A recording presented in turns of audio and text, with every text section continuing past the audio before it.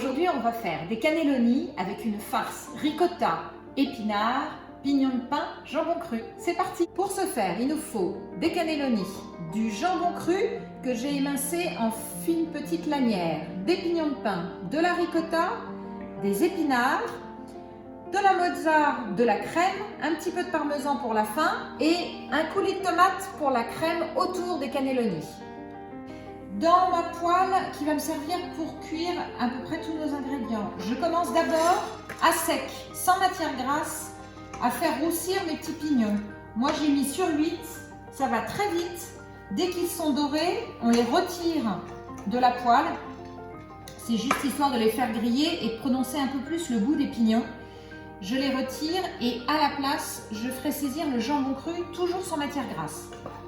On réserve nos petits pignons, on évite que ça brûle.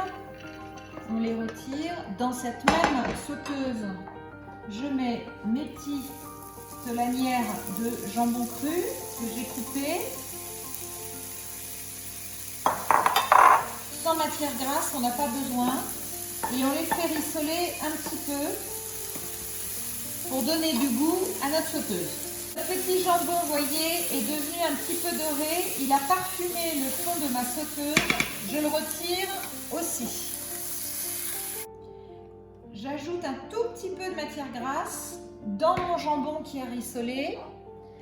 Et je vais mettre un tout petit peu d'échalote. Et je fais revenir mes épinards. On a fait réduire nos épinards dans les petites échalotes, un petit peu d'huile d'olive, dans la même sauteuse où on avait fait griller notre petit jambon cru pour donner du goût. On va les enlever et les mélanger maintenant au jambon pignon ricotta. C'est parti! Je prends des ciseaux et je découpe mes épinards pour en faire des tout petits morceaux.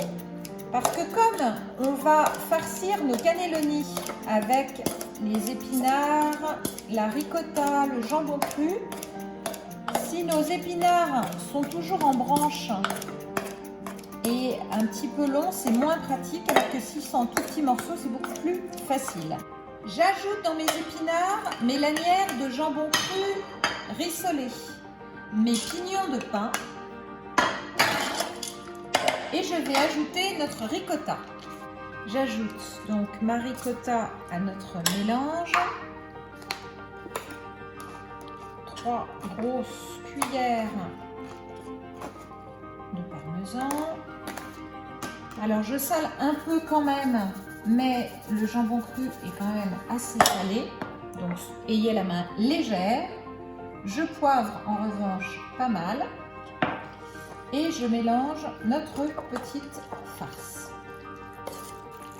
Vous voyez, tous les ingrédients se mélangent. La ricotta devient au contact des épinards chauds quelque chose d'un petit peu fondant et crémeux. Nous avons notre parmesan, les pignons, le jambon cru qui a été grillé. Et nous allons maintenant farcir nos cannelloni. J'allume mon four à 180 avant de farcir nos cannelloni. Ma pulpe de tomate est là. Pour l'adoucir, j'ai l'habitude de toujours mélanger mes sauces tomates quand je fais des lasagnes ou des cannelloni avec de la crème liquide. Ça enlève un petit peu l'acidité de la tomate. Ça donne une sauce extrêmement onctueuse pour mélanger avec nos pâtes. Et j'aime bien faire ce petit mélange. Là, j'avais fait une sauce tomate maison avec l'intérieur des tomates farcies qu'il me restait.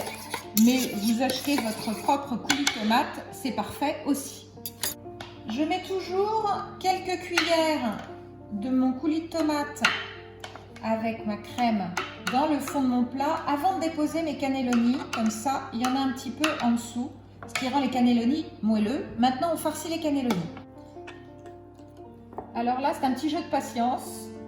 Vous pouvez mettre les enfants à contribution. Il s'agit de farcir chaque cannelloni avec de la farce à la ricotta.